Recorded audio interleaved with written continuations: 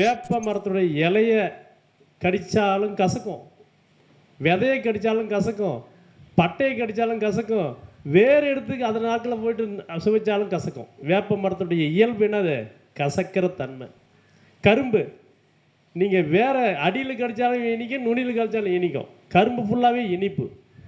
இப்படி ஒவ்வொரு மூலிகைக்கும் ஒரு தன்மை இருக்குன்றது நம்ம எல்லாத்துக்குமே நார்மலாக எல்லாத்துக்கும் தெரியும். அப்படி மூலிகை அப்படின்னு பார்க்கும்போது உணர்வுள்ள மூலிகை.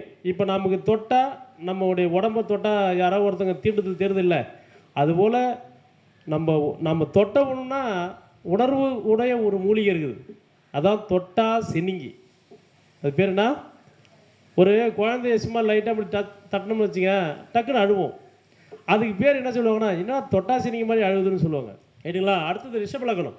ரிஷபலக்கணம் பிறந்தவங்க யார் அப்படின்னா, ரிஷபலக்கணம் அப்படின்னாவே பணம் பணம் பணம்னு ஓடிட்டு இருப்பாங்க. ஏன்? காலபுருஷனுக்கு 2ஆம் அதிபதி யார்? சுக்கிரன். அப்போ சுக்கிரனுக்குரிய மூலிகை எது அப்படின்னு பார்க்கும்போது அத்தி. இந்த அத்தி மரத்துடைய வேற ஒரு பௌர்ணமி நாளில் போய் எடுக்கணும். சும்மா கொஞ்சோண்டு, உங்களுக்கு நிறைய மூலிகை எடுத்து வேஸ்ட் பண்ணக்கூடாது.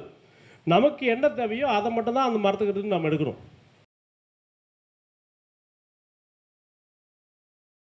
மூலிகைகளின் ரகசியங்கள் என்ற தலைப்பில் வராகமிகிற ஜோதிட பயிற்சி மையம் சார்பாக கள்ளக்குறிச்சி ஐயா அவர்கள் ஏறக்குறைய நிறைய ஜோதிட மாணவர்களை உருவாக்கி கள்ளக்குறிச்சி மாவட்டத்தில் இருக்கக்கூடிய அத்தனை கிராமத்திலையும் வராகமிகிற ஜோதிட பயிற்சி மூலிமா பல மாணவர்களை உருவாக்கி தாந்திரிக பரிகாரங்கள் சொல்லிக் கொடுத்து அந்த வட மாவட்டத்திலேயே ஐயா அவருடைய பேர் மிக புகழ் பெற்றது. ஐயா அவர்கள் இன்று மூலிகைகளின் ரகசியங்கள் என்ற தலைப்பில் சிறப்புரையாற்றுவார். ஐயா அவர்களை வருக வருகன்னு வரவேற்கின்றேன். இருகுழை கோமலம் தால் புஷ்பராகம் 2 கண்ணும் குருமணி நீளம் கைகள் கோமேதகம் நகம் கூர் வைரம் திருநகை முத்து கனிவாய் பபலம் சிறந்தவல்லி மரகத நாமம் திருமேனியும் பச்சை மாணிக்கமே.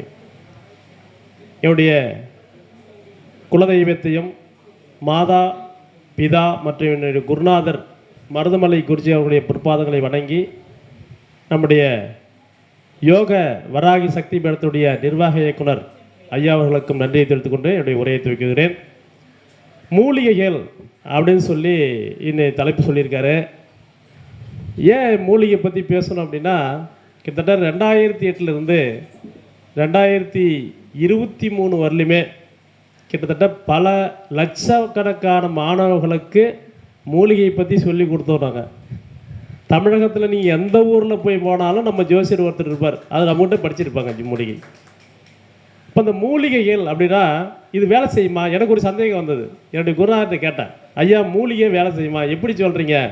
ஒரு வேலை எடுத்து ஒரு தாயத்தில் போட்டு நீங்கள் அடைச்சி கொடுத்துட்றீங்க, அது வேலை செய்யுமா அப்படின்னு கேட்டேன். அவர் சொன்னார், வேப்ப மரத்துடைய இலைய கடித்தாலும் கசக்கும், விதையை கடித்தாலும் கசக்கும், பட்டையை கடித்தாலும் கசக்கும், வேறு இடத்துக்கு அந்த நாட்களில் போயிட்டு சுவைச்சாலும் கசக்கும். வேப்ப மரத்துடைய இயல்பு என்னது?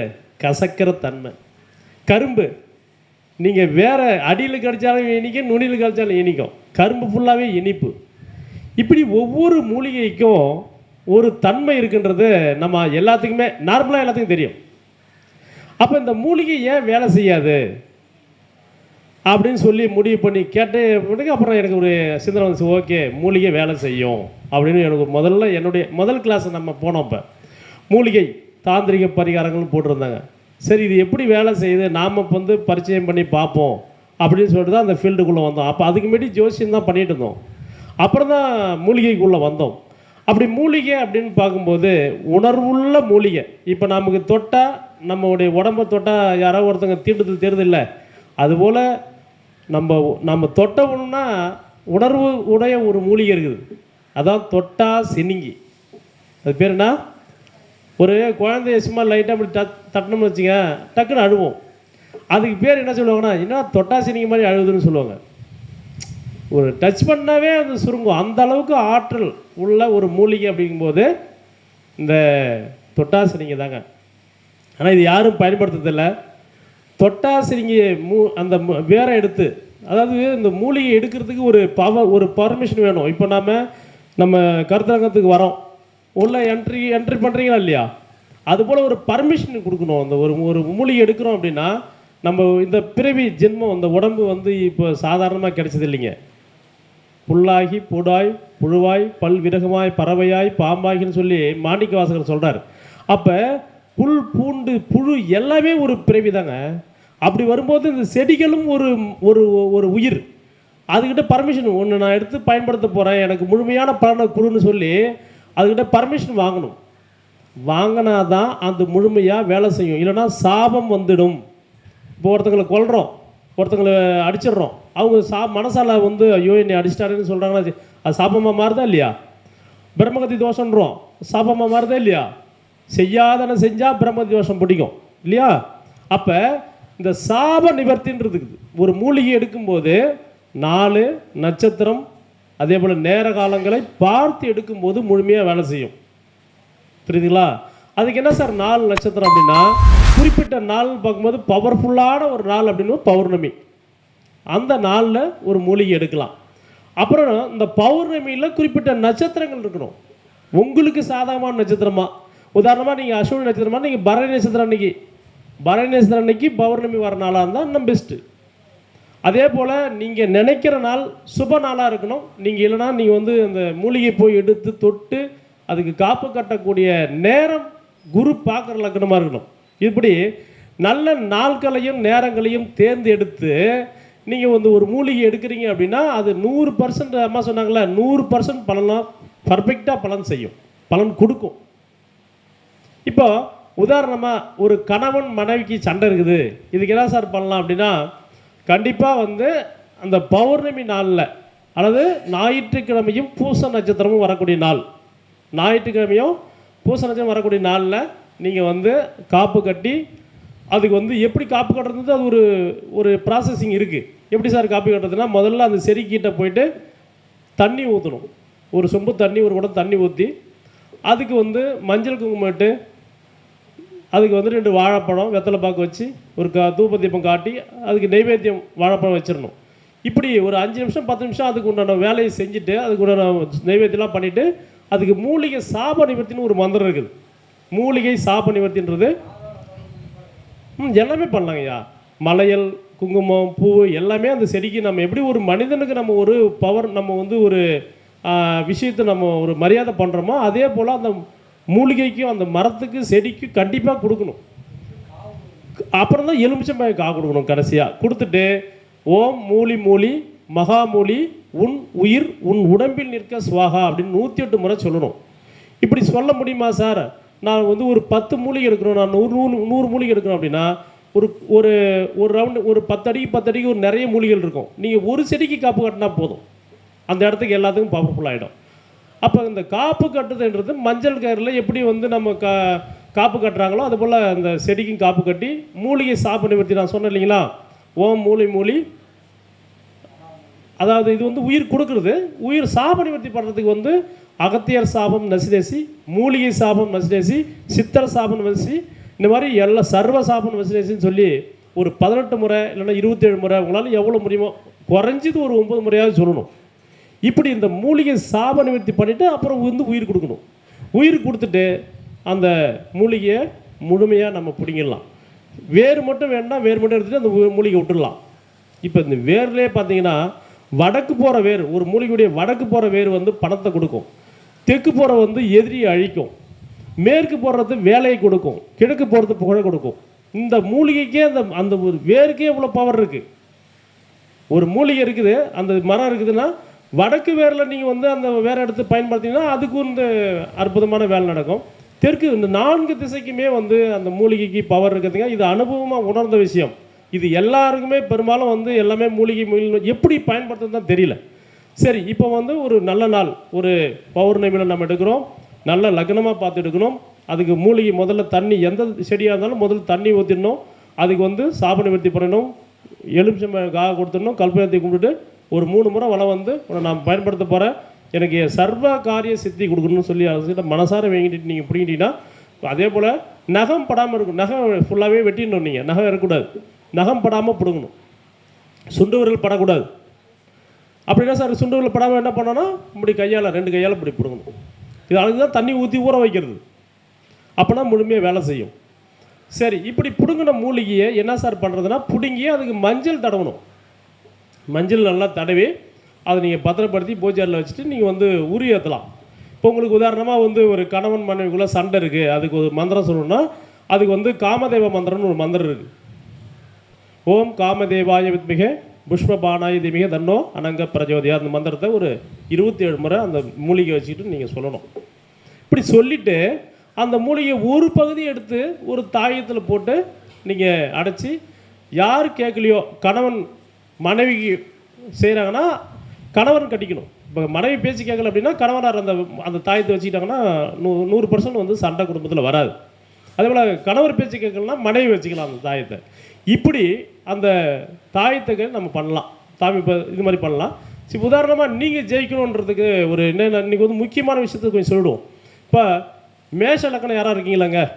மேஷ லக்கணத்தில் பிறந்தவங்க இந்த மாதிரி 12 லக்கணத்துலையும் நம்ம வந்து ஒரு உங்களுடைய மூலிகை முதல்ல நாம் பயன்படுத்தி ஜெயிக்கணும். ஓகேங்களா? முதல்ல மேஷ லக்கணத்தில் பிறந்தவங்க எந்த மூலிகையை நீங்கள் வந்து தாயத்தில் வச்சு அடைச்சா நீங்கள் வளர்ச்சி பெறலாம் அப்படின்றத சொல்ல போகிறேன். முடிஞ்சால் எழுதிக்கோங்க. அதாவது மேஷ லக்கணத்தை பிறந்தவங்க வந்து பார்த்தீங்கன்னா கருங்காலி அப்படின்னு சொல்லக்கூடிய ஒரு மூலிகையை ஒரு நல்ல நாள் பார்த்து எடுக்கலாம். அதாவது கருங்காலி இப்போ எல்லாமே காட்டு பகுதியில் நிறைய மரங்கள் இருக்குது. கருங்காலி என்ற மரத்தினுடைய வேரை எடுத்து வெள்ளி தாயத்து பெஸ்ட்டு. சார், செவ்வாய்க்கும் வெள்ளிக்கும் சுக்கிரனுக்கும் ஆகாது அப்படின்னா நீங்கள் நார்மல் மெட்டல்லே நீங்கள் பயன்படுத்தலாம். இல்லைன்னா தங்க தாயத்து கிடைச்சதுன்னா கருங்காலி வேரை எடுத்து தங்க தாயத்தில் அடைச்சி வச்சுக்கிட்டிங்கன்னா உங்களுக்கு வந்து தொழில், குடும்பம், பொருளாதாரம் எல்லாமே சூப்பராக இருக்கும். உங்களுடைய வளர்ச்சி புகழ் நல்லா சிறப்பாக வரும். அப்போ மேஷ லக்கணத்தில் பிறந்தவங்க கருங்காலி மரத்துடைய வேரை நல்ல நாள் பார்த்து எடுத்து அதுக்கு மஞ்சள், அத்தர், குங்குமம், புனுகு, கஸ்தூரி இந்த மாதிரி நல்லா வாசனை உள்ள அந்த மை வந்து அந்த வேரில் தடவி இதுக்கு உண்டான யந்திரங்கள் இருக்குது. ஏன்னா சார் முதல்ல வேறு தான் வைக்க சொன்னீங்க, இப்போ யந்திரத்தை வைக்க சொன்னீங்க. செவ்வாய்க்குரிய யந்திரம் வைக்கணும். நீங்கள் மேஷ லக்கணம் தானே? மேஷ லக்கணம்னா செவ்வாய்க்குரிய யந்திரம் இருக்குது. எண் வகை சக்கரம் இருக்குது. நீங்கள் வந்து கூகுளில் டச் பண்ணால் கிடைக்கும். அப்போ செவ்வாய்க்குரிய யந்திரத்தில் செவ்வாய்க்குரிய கருங்காலி வேரை எடுத்து தங்க தாயத்து அல்லது சாதாரண மெட்டல் தாயத்தில் வச்சு நீங்கள் அடைச்சி நீங்கள் வந்து அதுக்கு வந்து நீங்கள் உங்கள் ஒன்றுமே நீங்கள் கட்ட தேவையில்லை, உங்கள் கூட வச்சுக்கிங்க. அது அற்புதமாக வேலை செய்யும். அப்போ செவ்வாய்னா என்னது? வீரம், பராக்கிரமம், சகோதரம், பூமி, தன்னுடைய ஆற்றல் எல்லாத்தையும் கொடுக்குறது செவ்வாய் தான். அப்போ அந்த கருங்காலி மாலை போடுறதை விட தாயத்து பண்ணி போட்டிங்கன்னா இன்னும் பெஸ்ட்டு. அப்போ கருங்காலி அந்த வேரோட செவ்வாய்க்குரிய யந்திரத்தையும் அந்த 1 இன்ச்சு தாயத்தில் கூட நீங்கள் அழகாக எழுதிட்டு இதையும் கூட வச்சு அடைச்சி அதில் அந்த வேரில் வந்து நல்ல அஷ்டகந்தம் கண்டிப்பாக தடணும். அஷ்டகந்தம் இல்லைன்னா கஸ்தூரி, குரோசன வாசனை திரவியங்கள் கிடைக்கும். அதை வாங்கி அதை தடவி நீங்கள் பண்ணிங்கன்னா சூப்பராக வேலை செய்யும். இது அற்புதமாக மேஷ லக்கணத்தை பிறந்தவங்க நீங்கள் பயன்படுத்தலாம். ரைட்டுங்களா? அடுத்தது ரிஷப லக்கணம். ரிஷப லக்கணம் பிறந்தவங்க யார் அப்படின்னா, ரிஷப லக்கணம் அப்படின்னாவே பணம் பணம் பணம்னு ஓடிட்டு இருப்பாங்க. காலபுருஷனுக்கு 2ஆம் அதிபதி யார்? சுக்கிரன். அப்போ சுக்கிரனுக்குரிய மூலிகை எது அப்படின்னு பார்க்கும்போது அத்தி. அந்த அத்தி மரத்துடைய வேற ஒரு பௌர்ணமி நாளில் போய் எடுக்கணும். சும்மா கொஞ்சோண்டு, உங்களுக்கு நிறைய மூலிகை எடுத்து வேஸ்ட் பண்ணக்கூடாது. நமக்கு என்ன தேவையோ அதை மட்டும்தான் அந்த மரத்துக்கு எடுத்து நம்ம எடுக்கணும். அப்போ இந்த அத்தி மரத்துடைய வேரை எடுத்துகிட்டு வந்து நல்லா மஞ்சளில் தடவி அதுக்கு அஷ்டகந்தம் தடவி வாசனை திரவியங்கள் தடவி சுக்கிரனுக்குரிய அந்த எண் வகை யந்திரத்தை எழுதி நீங்கள் வெள்ளி தாயத்து, இதுக்கு வெள்ளி பயன்படுத்தலாம். அதாவது ரிஷப லக்கணத்துக்கு சுக்கிரனுக்குரிய இது உலோகம், இது வெள்ளி, அப்போ வெள்ளி தான். அப்போ இந்த வெள்ளி தாயத்தில் நீங்கள் அடைச்சி வச்சிட்டிங்கன்னா மகாலட்சுமியுடைய அருள் பரிபூர்ணமாக உங்களுக்கு கிடைக்கும். ரிஷப லக்கணக்காரங்க அப்போ அத்தி மரத்துடைய வேரையும் சுக்கிரனுக்குரிய எந்திரத்தையும் நீங்கள் தாயத்தில் அடைத்து நீங்கள் உங்ககிட்ட வச்சுக்கணும். தாயத்தை இடுப்பில் கட்டிக்கலாம், இல்லை கழுத்தில் போட்டுக்கலாம். இடுப்புக்கு கீழே போகிறது ரொம்ப நல்லது, அவ்வளோ பர்ஃபெக்டாக வேலை செய்யாது. கழுத்தில் வச்சுக்கணும், இல்லைனா வந்து உங்கள் ஹேண்ட்பேக்கில் வச்சுக்கிறது ரொம்ப நல்லது. அப்போ ரிஷப லக்கணத்தை பிறந்தவங்க அத்தி மரத்தினுடைய வேரை எடுத்து தாயத்து பண்ணி போட சகல ஐஸ்வர்யங்களும் கிடைக்கும். சரி, அடுத்தது 3வது லக்கணம் மிதுன லக்கணம். மிதுன லக்கணத்துக்கு உண்டான மூலிகை எது அப்படின்னு பார்க்கும்போது அந்த லக்னாதிபதி புதன். இப்போ புதனுக்குரிய மூலிகை எதுனா நாயுருவி அப்படின்னு சொல்லுவாங்க. இந்த நாயுருவியை வந்து பவர்ஃபுல்லான ஒரு மூலிகை. அதை பல்லு வலிட்டு வந்தீங்கன்னா உங்களுக்கெல்லாம் பயங்கரமாக உடம்பு ஹீட் ஆகும். அதுக்கு அனுபவம் சொல்லுவாங்க. அதனால் அந்த ஞாயிறு வேற புதன்கிழமை தான் எடுக்கணும். அந்தந்த இப்போ என்ன சொல்கிறோம்னா அந்த லக்னத்துக்கு உண்டான கிழமையில் நல்ல நேரம் வந்தது, அதுக்கு காத்திருக்கணும். அப்படி காத்திருந்து எடுக்கும்போது தான் அது முழுமையாக வேலை செய்யும். அப்போ புதன்கிழமையில் பௌர்ணமி வந்ததுனாலும் அல்லது உங்கள் நட்சத்திரத்துக்கு 2, 4, 6, 8, 9வது நட்சத்திர நாளுகளும் நீங்கள் எடுக்கலாம். அப்போ அந்த ஞாயிறு வேற நான் சொன்ன மாதிரி காப்பு கட்டி மூலிகை சாபனை விருத்தி பண்ணி உயிர் கொடுத்து அந்த மூலிகையை எடுத்துக்கிட்டு வேற கொஞ்சோண்டு எடுத்து அதுக்கு செய்ய வேண்டிய வாசனை திரவியங்கள்லாம் பூசிட்டு புதனுக்குரிய எண்வகை எந்திரத்தை எழுதி நீங்கள் பயன்படுத்தி வந்தீங்கன்னா அறிவு சார்ந்த விஷயங்களில் நீங்கள் ஜெயிக்கலாம், நீங்களே ஜெயிக்கலாம். அதே போல் ஜோதிடர்கள் எல்லாமே பார்த்தீங்கன்னா இதை அழகாக வச்சுக்கலாம். சரி, எல்லாம் தாயத்து போட முடியாது அப்படின்னா நீங்கள் ஒரு மூலிகையை வேறையாவது நீங்கள் ட்ராவலில் வச்சுக்கணும், உங்கள் ஹேண்ட்பேக்கில் வச்சுக்கலாம். ஏன்னா புதன்றது அறிவு கிரகம் இல்லையா? சமயோசித புத்தி. சில சங்கடமான விஷயம் நடக்குது அப்படின்னா நமக்கு வந்து அந்த சங்கடத்துலேருந்து ஒரு விஷயத்தை கொடுக்குது பார்த்தீங்கன்னா, டக்குன்னு ஒரு சிந்தனை தோணும். அந்த அந்த இக்கட்டான விஷயத்து நேரத்துலேருந்து நீங்கள் வெளியே வர்றதுக்கு உண்டான அறிவை கொடுக்குறது, சமயோசித புத்தி கொடுக்குறது இந்த ஞாயிறு வேறு தான். அப்போ ஞாயிறு வேரை நீங்கள் வந்து தாயத்தில் அடித்து கட்டிக்கிட்டீங்கன்னா உங்களுக்கு தொழில், குடும்பம், பொருளாதாரம் நடக்கும். படிக்காத குழந்தைங்க படிக்கும் சார். இது குழந்தையே படிக்க சுத்தமாக படிக்கல அப்படின்னா ஞாயிறு வேரை எடுத்து நீங்கள் வந்து தாயத்து பண்ணி போட்டிங்கன்னா சிறப்பாக இருக்கும். அடுத்தது கடக லக்கணம். கடகம் வந்து 4வது லக்கணம். அப்போ கடக லக்கணத்துடைய சந்திரனுடைய மூலிகை எது அப்படின்னு பார்க்கும்போது முருங்கை. அந்த முருங்கை மரம் இருக்குல்ல, நம்ம சாதா முருங்கை இல்லை, முருக்கை மரம்னு சொல்லுவாங்க, முறுக்குன்னு சொல்லுவாங்க. அதில் முறுக்கு மரம் சொல்லுவாங்க. எல்லா ஏரிக்கரையிலுமே அந்த காலத்தில் வந்து இப்போ வாழை இலை பயன்படுத்துகிறோம். அந்த காலத்தில் தையல் இலை போட்டிருப்பாங்க பார்த்தீங்களா, கல்யாணத்துக்கெல்லாம் தையல் இலை போடுவாங்க. அந்த பேர் தான் முறுக்க இலைன்னு பேர், முறுக்கு மரம்னு பேர். அதனுடைய மலர்கள் பார்த்தீங்கன்னா செவேர்னு இருக்கும், செண்பகப்பூ மாதிரி இருக்கும். அந்த அந்த மரத்தின் கீழே போய் பார்த்தீங்கன்னா அப்படியே ரெட்டாக இருக்கும், ரெட் ஃப்ளவர்னு சொல்லுவாங்க அதோடைய பூ. ஆனால் சந்திரனுடைய நிறம் வெண்மை, சாம்பல் நிறம், ஆனால் பூ வந்து ரெட் கலர் தான் பூக்கும். அந்த மரத்துடைய வேறு எல்லா ஏரிக்கரையிலையும் எங்கெல்லாம் தண்ணி அதிகமாக இருக்குதோ அங்கெல்லாம் முறுக்கு மரம் இருக்கும். இன்னொன்று, அந்த முறுக்கு மரத்துக்கு பேர் இன்னொரு பேர் புரச மரம்.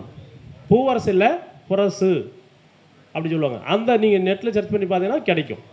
அப்போ அந்த புரச மரத்தினுடைய அந்த வேரை எடுத்து நீங்கள் ஒரு திங்கட்கிழமை அன்னைக்கு அந்த வேரை எடுக்கணும். அதை தாயத்தில் ஒரு பல்பளவு எடுத்தீங்கன்னா போதும்.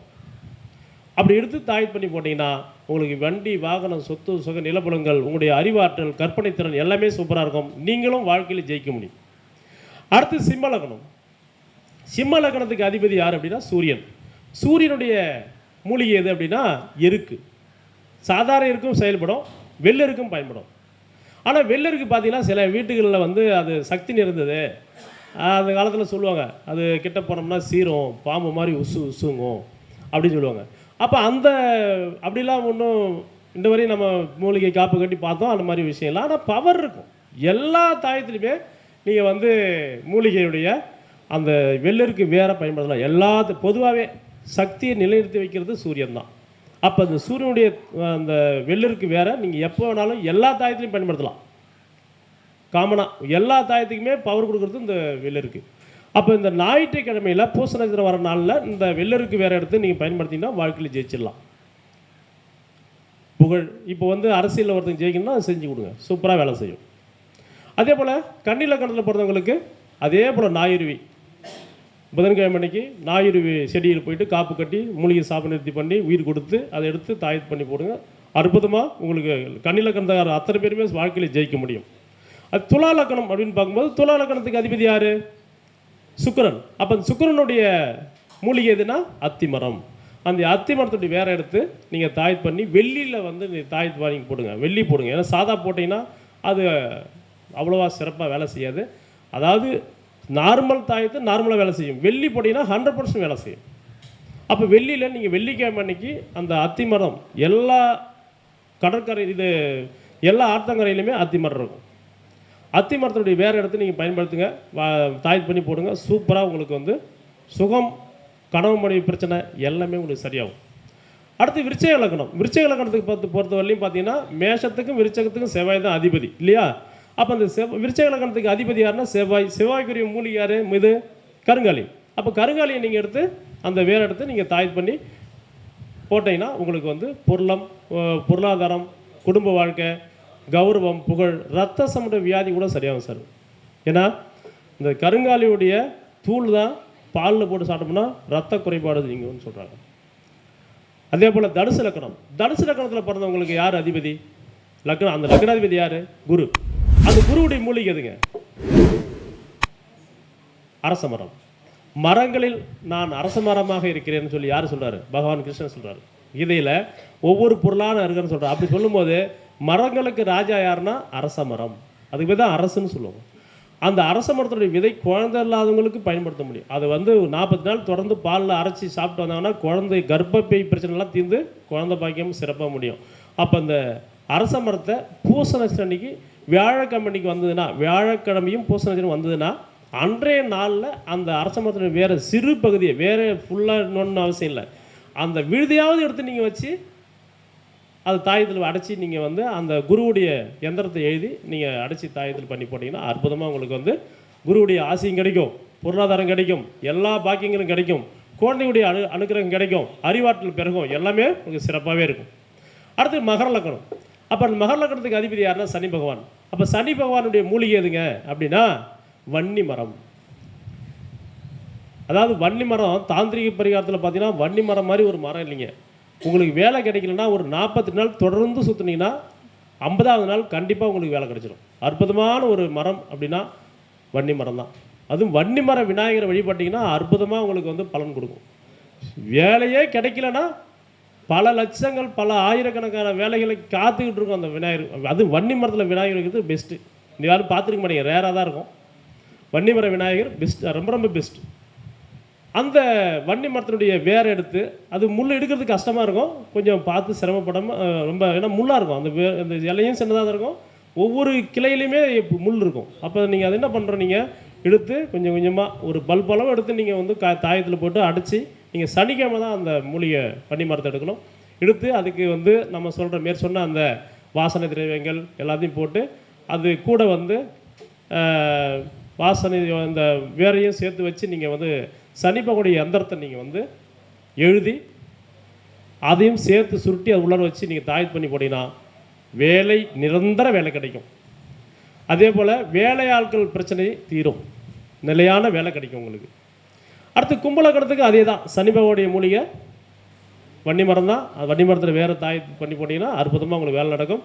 உங்களுடைய குடும்பம், பொருளாதாரம், தொழில் போன்ற வண்டி வாகனம் எல்லா சொத்து சுகமும் உங்களுடைய வளர்ச்சியே அதிகமாக இருக்கும். அடுத்து மீன லக்னம். மீன லக்னத்துக்கு பார்த்தீங்கன்னா லக்னாதிபதி குரு. அந்த குருவுடைய மூலிகை எதுனா அரச மரம். அரச மரத்துடைய வேரை எடுத்து நீங்கள் பயன்படுத்தலாம். சார் வேறு கிடைக்கலாம், அந்த விழுதை எடுத்து நீங்கள் பயன்படுத்தலாம். இப்போ 12 லக்னத்தை சொல்லியிருக்காரு, கண்டிப்பாக நீங்கள் பயன்படுத்துங்க. ஏன்னா இது நீங்கள் பயன்படுத்தி ஜெயிக்கணும், சரிங்களா? இப்போது இந்த தாயத்து கூட இன்னொரு பொருள் வைக்கணும். குக்குழு அப்படின்னு ஒன்று நாட்டு மருந்து கடையில் போய் கேட்டிங்கன்னா குக்குழுன்னு ஒன்று கிடைக்கும், கருப்பு கலர் இருக்கும். சும்மா ஒரு பச்சை பயிர் அளவு அந்த தாயத்துக்குள்ளே வச்சுட்டிங்கன்னா அது முழுமையாக வேலை செய்யும். குக்குழுன்னு பேர் அதுக்கு, குக்குழுன்னு பேர். கேட்டிங்கன்னா கொடுப்பாங்க, ஒரு 10 கிராம் 50 ரூபா சொல்லுவாங்க. இது தாயத்துடைய பவரை, அந்த எந்திரத்துடைய பவர், மூலிகை பவர் எல்லாத்தையும் தேக்கி வைக்கக்கூடிய ஆற்றல் அந்த குக்குளுக்கு உண்டு. இந்த மாதிரி இந்த தாயத்து பண்ணி நீங்கள்லாம் வச்சுக்கோங்க. யாருக்கு செஞ்சு விடுவோ இல்லை, நீங்கள் ஒரு தாயத்து உங்கள் கையில் வைக்கணும். அது உங்களை பாதுகாக்கும், உங்களை வளர்ச்சி அடை செய்யும், உங்களை உந்துதல் பண்ணும். நீங்கள் சில நேரங்கள் சோர்ந்து உட்காந்துருப்பீங்க, ஆனால் அந்த சோர்வில்லாமல் செயல்படக்கூடியது இந்த விஷயங்கள். அதே போல் ஒவ்வொரு இந்த நம்ம மடாதிபதிகள்லாம் வச்சு ஒரு தண்டம் வச்சுருப்பாங்க தெரியுங்களா, அதுலேயும் அவங்க மூலிகை வச்சுருப்பாங்க. இதெல்லாம் ரகசியமான விஷயம். நாம் இதெல்லாம் நம்ம எங்கேயும் கண்டுக்கிறது இல்லை. ஏதோ குச்சி வச்சுருக்கேன் நினைக்கிறீங்க, அதில் அவருடைய ஜென்ம நட்சத்திரத்துடைய மூலிகை இருக்கும். காஞ்சி பெரியவர் பாருங்கள், எல்லா மடாதிபதிகளும் இருக்காங்க. இன்னொன்று அதே போல் ஒரு கோல் வச்சுருப்பாங்க, இன்னொரு கோல் இருக்கும், கருங்காலி கோல் இருக்கும், மந்திர கோல் மாதிரி இருக்கும். அது உள்ளார போல் பண்ணி அதில் எந்திரத்தை வச்சு அதில் தாயத்து வச்சு அதில் மூலிகை வேற வச்சு எல்லாம் பண்ணி எல்லாம் இப்போ கரண்டில் ஓடிட்டு இருக்கிற பெரிய அரசியல்வாதியே வச்சுருக்காரு. ஆமாம், இதெல்லாம் உண்மையாக உண்டு. நீங்கள் எந்த மூலிகையும் சாதாரணமாக நினச்சிடாதீங்க. ஒவ்வொரு மூலிகைக்கும் ஒன்று இல்லை, எட்டி எல்லாமே கொட்டை இருக்குது. இப்போ பாருது, இது என்ன இப்போ நெட்ஸ் என்ன சாப்பிட்றோம், அதாவது நம்ம சாப்பிட்றது திராட்சை சாப்பிட்றோம், முந்திரி திராட்சை சாப்பிட்றோம்ல, நெட்ஸ் தானே. எட்டி மரமுடைய கொட்டை ஒரு நெட்டு தானே, அதை அரைச்சி சாப்பிட முடியுமா? அப்போ அதுக்கு ஒரு பவர் இருக்குல்ல, அது போல் ஒவ்வொரு மூலிகையும் பவர் இருக்குது சார். அதில் முதல் நம்புங்க. நீங்கள் உங்களுக்குன்னு ஒரு தாயத்து பண்ணி நீங்கள் வச்சுக்கோங்க. உங்களால் செய்ய முடியல, யோகநாத் குறிச்சிருக்காரு, அவர்கிட்ட சொல்லுங்கள், செஞ்சு கொடுத்துருவார் கண்டிப்பாக. ஏன்னா நமக்கு ஒரு ஆண்டவன் அனுப்பியிருக்கிறார் ஒரு மகானை. ஏங்க பீடம் வச்சிருக்காரு, அவர் தாங்க நமக்கு எல்லாமே. அதனால் செஞ்சு வாழ்க்கையில் வெற்றி பெற வாழ்த்துக்கின்றேன். சொல்லுங்கள், கேளுங்கய்யா. எதுக்குயா எதுக்குயா? ஆ ஆ ஆ ஆமாங்க. ஆ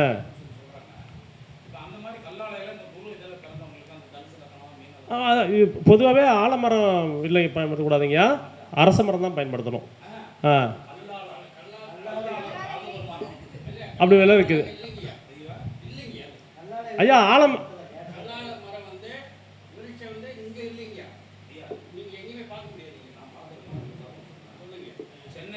ஆ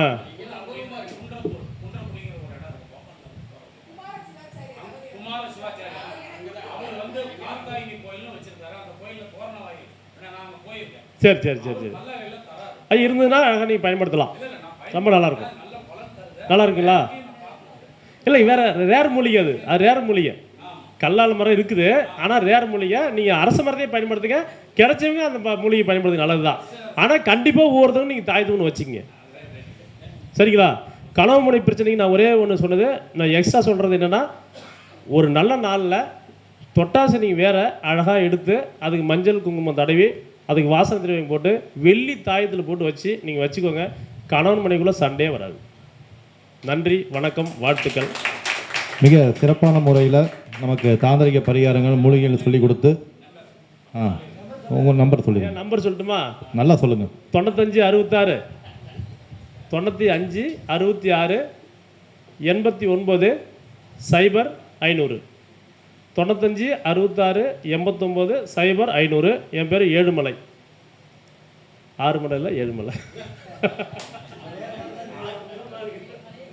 ஐயா அவர்களுக்கு இந்த ஒரு சின்ன பொன்னாடை போற்றி மரியாதை செய்யப்படுகிறது. 95 66 89 0 500. 95 66 89 0 500.